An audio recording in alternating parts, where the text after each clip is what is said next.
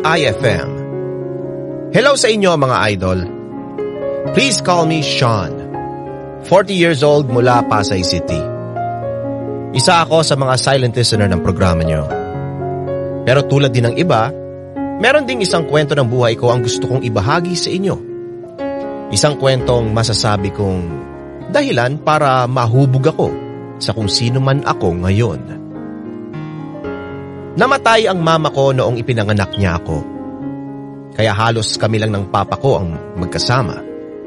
Pati na rin ang yaya ko, na si Yaya Linda.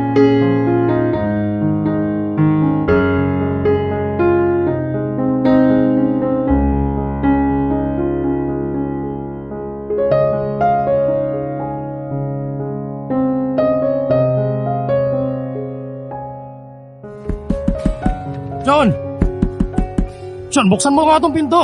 John! Ba? Storbo naman, no? Natutulog pa yung tao. Ano ba?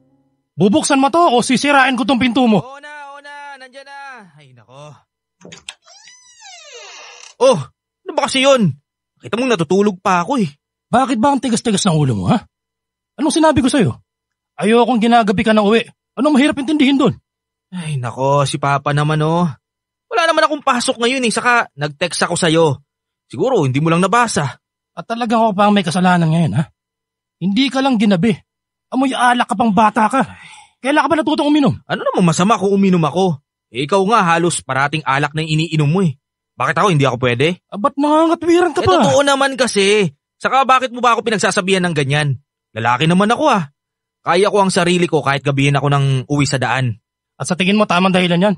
Simula ngayon ha? Simula ngayon. School at bahay ka lang. Paano naman? Kapag nalaman ko na sinuway mo ako, isang buwan kitang hindi bibigyan ng allowance. Isit na buhay to. Sinasabi ka ba? Lakasan mo para marinig ko.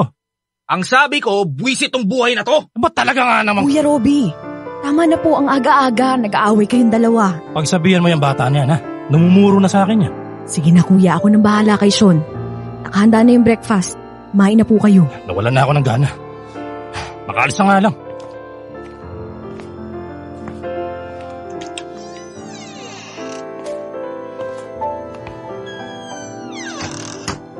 Sean, ano na naman bang ginawa mo para magalit yung ganun yung papa mo? Wala. Bakit nga? Sabihin mo sa akin. Eh, inumaga nga kasi ako ng uwi kanina. Eh, hindi na rin kita ginising kasi alam ko, sesermonan mo rin naman ako. Buti alam mo. Sean naman, alam mong ayaw yan ng papa mo, di ba? Bakit ginagawa mo pa rin? Ine-enjoy ko lang yung buhay ko. Ano ba masama ron? Saka pwede ba hindi na ako bata, no? Bata ka pa rin, Sean. 16 years old ka pa lang. Saka ano yung narinig kong amoy alak ka kagabi? Uminom ako. Diyos ko namang bata ka. Ano bang nangyayari sa'yo at nagiging pasaway ka na rin? Pati ba naman ikaw? Magagalit ka sa akin? Hindi ako nagagalit sa'yo. Nagagalit ako sa ginawa mo. Hindi magandang gawain ang pag-inom ng alak. Ayokong malulung ka dyan dahil hindi maganda yan. Lalong-lalo na sa kalusugan ng tao kapag nasobrahan na. Eh yun naman pala eh. Kapag nasobrahan lang, eh isang bote lang naman yung ininom ko. Diyos mio, huwag ka nang magdahilan, Sean. Mali pa rin na uminom ka at umuwing lasing. Pwede ba? Ayoko nang uulitin mo yun, ha? Opo. At parang awa mo naman na, Sean. Makinig ka naman sa papa mo. Halos araw-araw na lang kayong nag-aaway. Eh paano? Kung kausapin niya ako, parating galit. Parang lahat yata ng galit niya sa mundo, sa akin niya binubuhos eh. Hayaan mo na ang papa mo. Pagod lang yun sa trabaho kaya mabilis uminit ang ulo. Palagi namang pagod yun eh, kaya palaging mainit ang ulo pagdating sa akin. Aminin na lang kasi natin na wala akong ibang ginawang tama sa paningin niya. Mahal ka ng papa mo. Alam mo yan. Alam mo, hindi mo naman kailangang ipagtanggol si Papa sa akin eh. Alam at ramdam ko na wala talaga siyang amor pagdating sa akin. Lahat na lang ng ginagawa ko mali para sa kanya. Alam mo, buti ka pa. Gagawa mo akong kausapin ng matino nang hindi sinasaktan. Ay, ito ang palagi mong tatandaan ha. Kaya pinapagalitan ng isang magulang ang anak nila hindi dahil hindi na nila tumahal, kundi ayaw nilang maligaw to ng landas. Kaya hanggat bata ka pa, hanggat nandito ka pa sa poder ng papa mo, papakinggan mo siya. Huwag mong kalilimutan yan.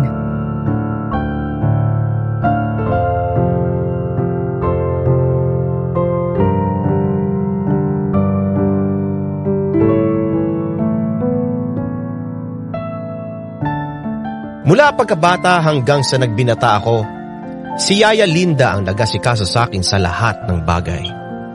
Sa pagtuturo paano maging mabuting bata at responsableng tao. Noon pa lang kasi, hindi na kami magkasundo ni Papa. Kung hindi nga lang sa yaya ko, sigurado akong napariwara na ang buhay ko.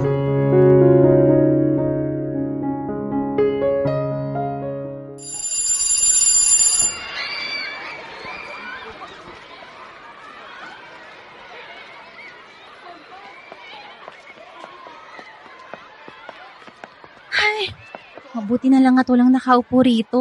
Sandali. Oh, bakit? Pupunasan ko lang. Marumi. Ikaw talaga. Thank you Ayan. Nagugutom ka ba? Gusto mo kumain? Ayos lang ako. Mag-relax ka na nga. Masyado kang aligaga dyan eh. Ano ka ba? Gusto ko kasi komportable ka. Ikaw talaga. Oo nga pala. Invite sana kitang mag-lunch sa bahay sa Sabado. Magluluto kasi si Yaya. Sabi ko, gawin niyang special dahil ikaw yung bisita ko. Okay lang ba? Oo naman. Sus, ikaw pa. Saka, alam mo namang gustong-gusto ko yung luto ni Ate Lindy. Sa totoo niyan, idea niya yun. Gusto niya raw kasing makita ka kasi tayo na. Alam mo bang ikaw lang nakapasa sa kanya sa lahat ng mga niligawan ko? Talaga? Wow, na-flatter naman ako dun. Nako, talagang dapat ma-flattered ka, no? Alam mo kasi yung si Yaya, mabait naman yan eh. Pero, dakilang mapanghusga yun. Lahat na lang ng nililigawan ko, parati siyang may sinasabi. Na kesyo mukha daw madaling magsawa, hindi raw seryoso sa akin. Na, for example, paaasahin lang daw ako. Mga ganon. Grabe mag-alaga sa iyo yung yaya mo, no? Nako, grabe magprotekta yun lalo na nung bata ako. Talagang tinatarayan niya yung mga nambubuli sa akin noon. Tapos, siya yung nagtuturo sa akin na lumaban basta hindi ako yung nag-uumpisa ng away Wala na ba siyang balak mag-asawa? Asawa? Ewan ko lang. Wala naman siyang nabanggit. Pero kung mag-aasawa si Ate Linda, okay lang ba sa'yo na umalis siya sa inyo? Ngayon? Ewan ko. Kasi alam ko na kapag umalis siya sa bahay, mas lalong magiging malungkot yung buhay ko. Hindi nga ako pinapansin ng tatay ko eh. Alam mo ba kung papansinin lang ako nun? Sermon lang ang inaabot ko. Pero kay Yaya, doon ako naglalabas ng sama ng loob. Siya na talagang naging pangalawang mama mo, no? Oo naman. Kaya kahit anong sabihin niya sa akin, sinusunod ko. Mas takot pa nga ako dun kaysa kay Papa eh. Kaya nung sinabi niyang approve ka sa kanya, edi mas lalong lumakas yung loob ko na mapasagot ka. Ano kayang nagustuhan sa akin ni Ate Linda? Una sa lahat, mabait ka, saka siya rin nagsabi na maganda ka. Na hindi ko tututulan dahil sobrang totoo naman.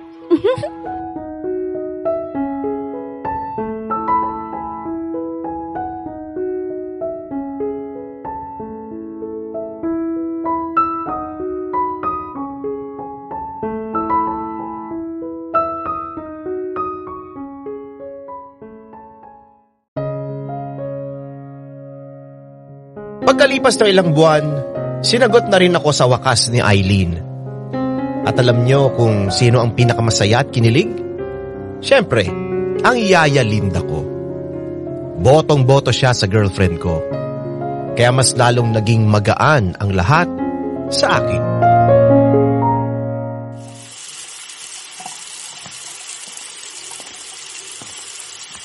Uy, umaapaw na yung tubig sa balde oh. Ay, oo nga pala. Hindi ko napansin. Pasensya ka na ha. Ay nako. Alam mo, ilang beses na kitang napapansin na tulala ka. Okay ka lang ba? Oo naman. Okay lang ako. Parang hindi naman eh. Sige na, ano yun? Magaling din ako mag-advise.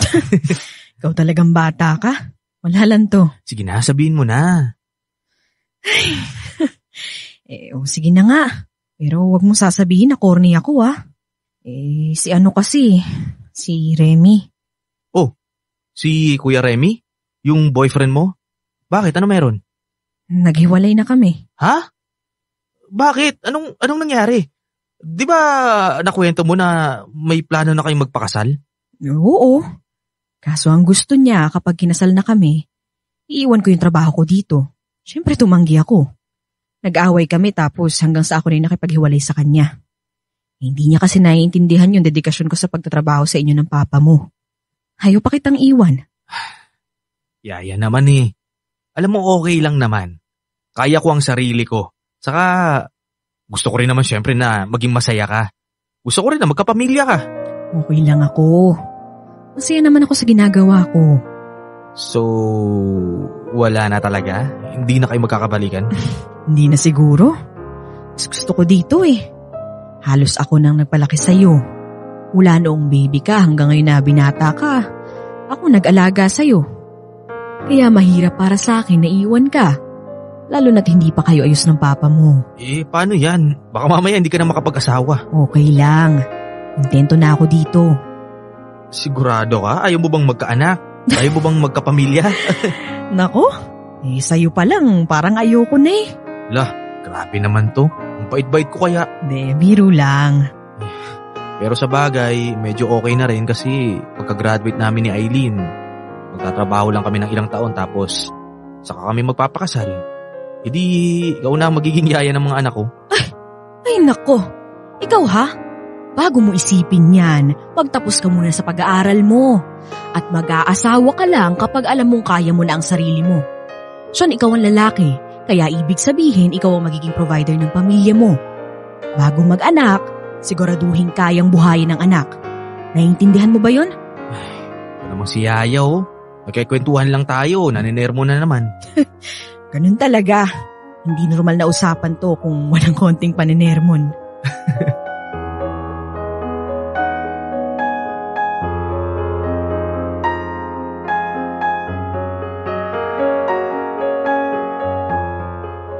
Dumating ako sa puntong hiniling ko na sana si Yaya Linda na lang ang naging magulang ko. Sa kanya ko naramdaman kung paano magkaroon ng isang mapagmahal na ina. Kahit namatay si mama nung baby pa lang ako, at least nagkaroon ako ng isang yaya na handang isakripisyo ang lahat para sa akin.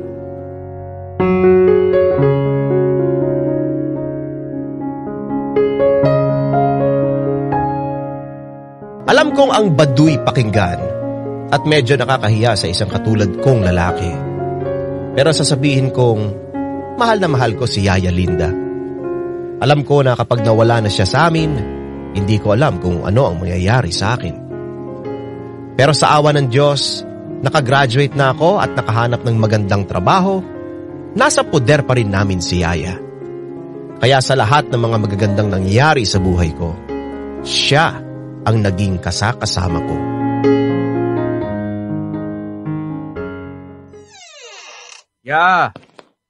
Yaya!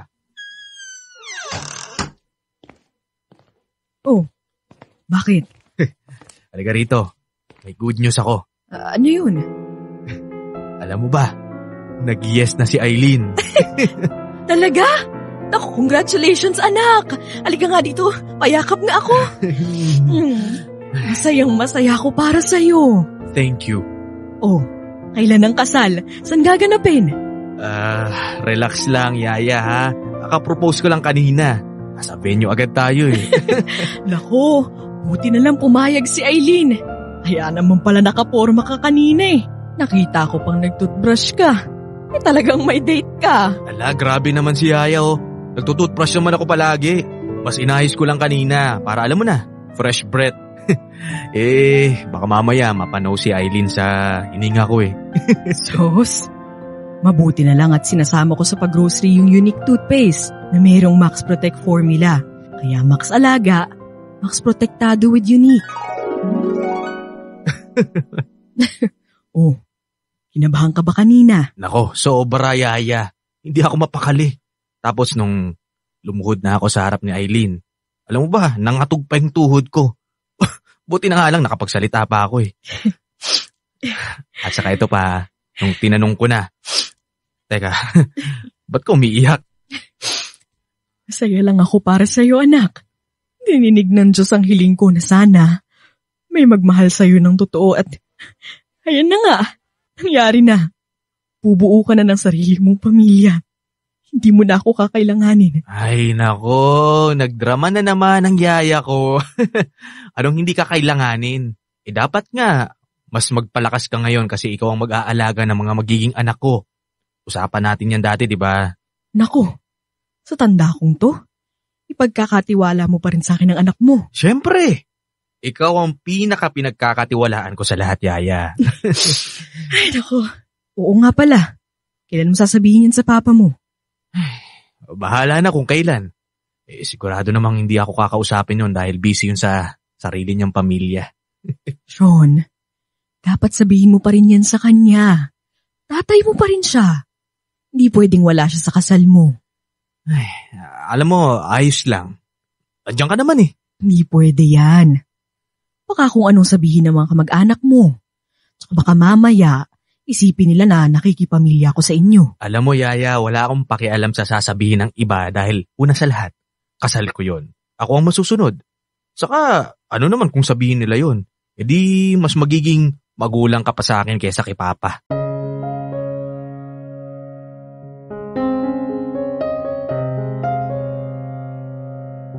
Lumipas ang ilang taon, nagpakasal at nagkaroon kami ng anak ni Eileen. At syempre, kasama pa rin namin si Yaya Linda.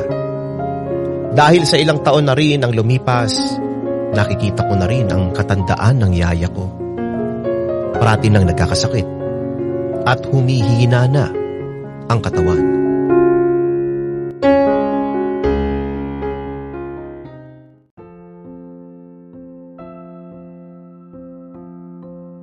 Okay ka lang, Han? Mukhang problemado ka yata Nakausap ko ang doktor ni Yaya. Sabi, mahina na raw talaga yung puso ni Yaya kaya kailangan na ng bed rest. Isama pa yung sakit niya sa bato kaya yun, wala na rin. Nakausap mo na ba yung mga kapatid niya sa probinsya? Oo, tinawagan ko na sila kanina. Sabi ko nga, ako na yung sasagot sa pagpunta nila rito. Kaso, napansin ko kukulangin ako. Mahal din kasi ng gamot ni Yaya eh. Teka, baka nakakalimutan mong may asawa ka na ngayon. Kung anong problema mo, problema ko na rin. Nakakahiya naman sa'yo, Han. Anong nakakahiya? Parang nanay ko na rin si Ate Linda. Tutulungan kita sa mga gastusin, okay? Salamat. Gusto ko lang talaga kasing gumaling si Yaya. Talagang importante siya sa'yo, no? Parang mas importante pa yata siya kaysa sa papa mong nasa Taiwan, kinakausap mo pa ba siya? Minsan-minsan. Pero, hindi naman niya ako kailangan eh. Buti pa yung yaya mo, naaalagaan mo ng mabuti. Pero ang mismong papa mo, hindi mo man lang kamustahin araw-araw. Hanggang ngayon pa rin ba, masama pa rin yung loob mo sa kanya? Sobrang tagal na nun Hindi mo naman ako masisisi kung sino man kung bakit lumayo ng sobra yung loob ko kay Papa. Siya rin naman kasing gumawa ng dahilan kung bakit naging ganito kami. Pero... Tama na. Ayoko nang marinig yan. Basta, alam ko, okay kaming dalawa. Yun ang importante. Okay, fine. Ikaw ang bahala. Sabihin mo na lang sa akin kung ano pang mga kailangan, ha?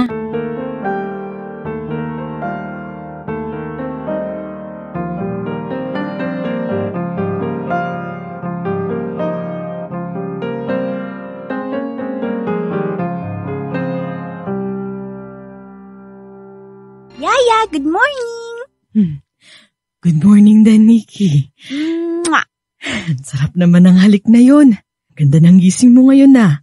Parang hindi ka sinusumpong. Ay nako Yaya, paano ba naman hindi gaganda ang gising niyan? Pinangakuan ng nanay niya na mamamasyal mamaya. Ganun ba?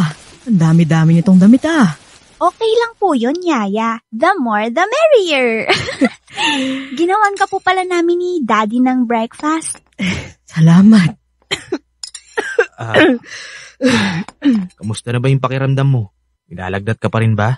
Hindi na anak. Medyo nananakit ulit yung dibdib ko.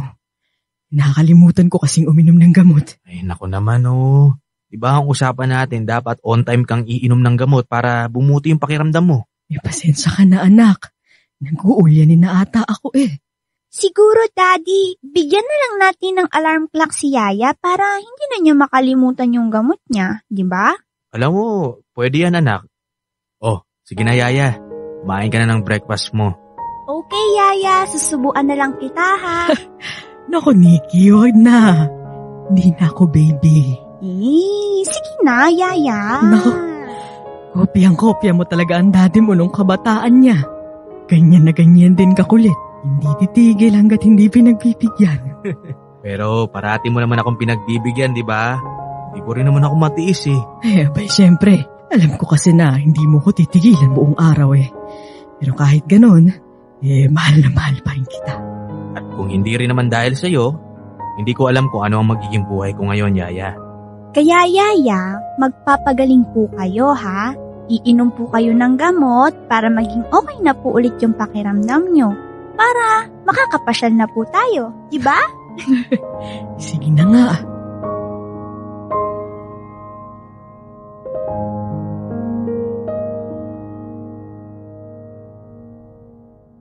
Ni isang beses, hindi ako nagreklamo sa mga binibigay kong gamot at pagpapaospital kay Yaya Linda. Nilalaanan ko talaga siya ng budget dahil sabi ko, kulang na kulang pa yun sa lahat ng mga nagawa niya sa buhay ko.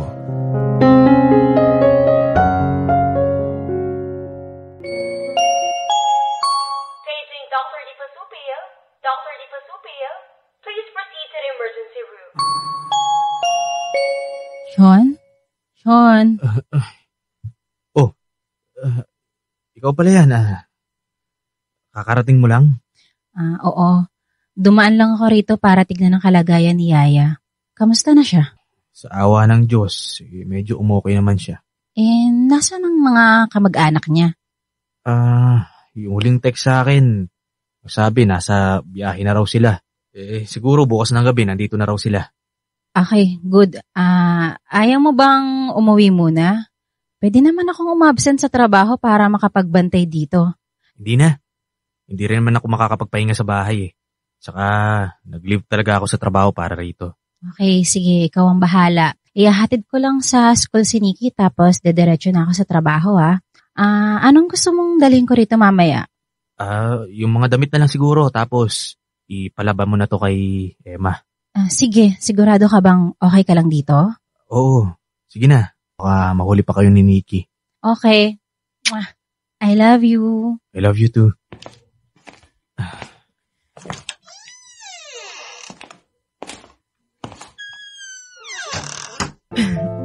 Yaya, kamusta po yung pakiramdam nyo? May masakit ba sa'yo?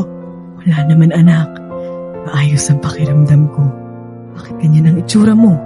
Parang wala kang tulog. Ako kasi yung nagbantay sa'yo kanina pa, kaya wala akong maayos na tulog. Pero okay lang ako. Anak, makahiya sa'yo. Ikaw pa talaga nagbantay sa akin. Siyempre naman. At huwag kang mahiya, okay? Okay lang talaga sa akin. At saka, oo nga pala, darating yung mga kamag-anak mo, yung dalawang kapatid mo, at saka yung pamangkin mo bukas ng gabi. Kaya dapat, palakas ka para sa kanila, ha? Ikaw naman na bata ka. Kahit ano namang pagpapahinga ang gawin ko, hindi na ako lalakas. John, hihina na ako. At habang tumatagal, mas lalo ako nangihina. Kaya naman. Matanda na ako. Alam ko na kung ano mangyayari sa akin. Pwede ba? Ayoko naririnig yan sa'yo. Hindi ko nagugustuhan yung mga sinasabi mo. Anak, naramdaman ko ng hapit na ako. At bago pa mangyari yun, gusto kong magpasalamat sa lahat na nagawa mo sa buhay ko. Salamat sa pagmamahal, pag-aalaga sa akin. Alam mo, hindi ikaw dapat ang magpasalamat ha, kundi ako. Kasi, Yaya, binago mo yung buhay ko. Ikaw ang nagbigay sa akin ng pagmamahal na hindi ko naranasan sa tunay kong ina. Gusto ko pa sana bumawi sa mga nagawa mo para sa akin ngayong nagkasakit ako pero pasensya ka na ha. Hindi na yata kakayanin ng katawan ko. Wala kang dapat bawiin kasi taus-puso ko tong ginagawa para sa'yo. Sa totoo niyan, kulang pa nga to sa lahat mga nagawa mo sa akin. Sean, mabuting bata ka kasi. Punong-puno ka ng pagmamahal dyan sa puso mo. At masayang-masaya ako. Naging parte ako ng buhay mo. At kung sakaling mawawala ako, gusto kong palagi mo ako maalala ha. Lahat ng pangaral ko sa iyo, Tandaan mo, at kung ano man ang natutunan mo sa akin, ipasa mo yun kay Nikki. Gagawin ko yun. Palalakihin ko siya ng tulad ng pagpapalaki mo sa akin. Saya-saya namang marinig yan mula sa'yo. Salamat, Sean. Maraming salamat sa lahat. Kahit mawala man ako, hindi ako titigil sa pagbabantay sa'yo. Hindi ako titigil sa pagmamahal ko sa'yo. Palagi mong tatandaan yan.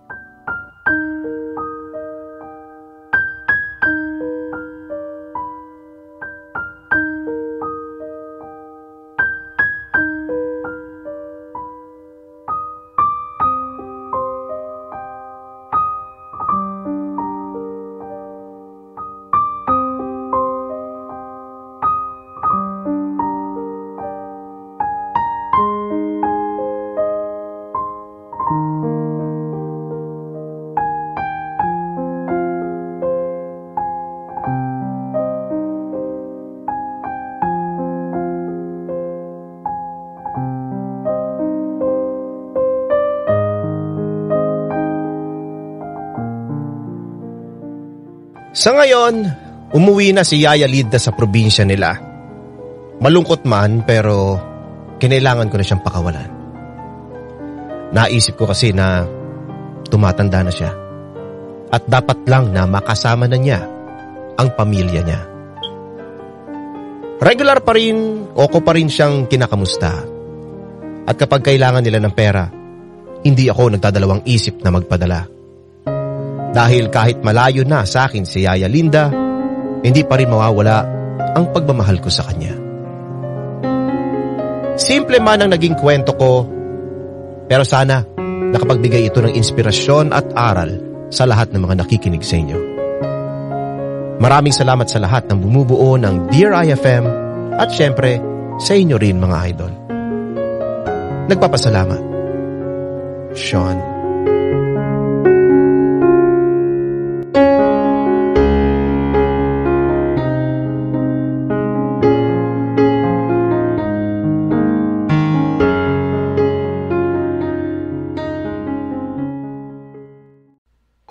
Idol, may kwento ka bang nakakakilig? O di kaya naman may kurot sa puso? Pampa-good vibes. O baka naman gusto mo lang makapagbigay ng inspirasyon? Halika! Pwedeng-pwede kang magpadala ng kwento ng buhay mo sa amin. Magpadala lang ng sulat sa email dearifmstories@gmail.com. O di kaya naman mag-PM sa official Facebook page namin. Hanapin lang ang Dear IFM at kami nang bahala sa'yo. Malay mo, kwento mo na pala ang susunod na mapapakinggan. Ano pang hinihintay mo? Ikwento mo na yan dito sa amin sa Dear IFM, kung saan una ang kwento mo.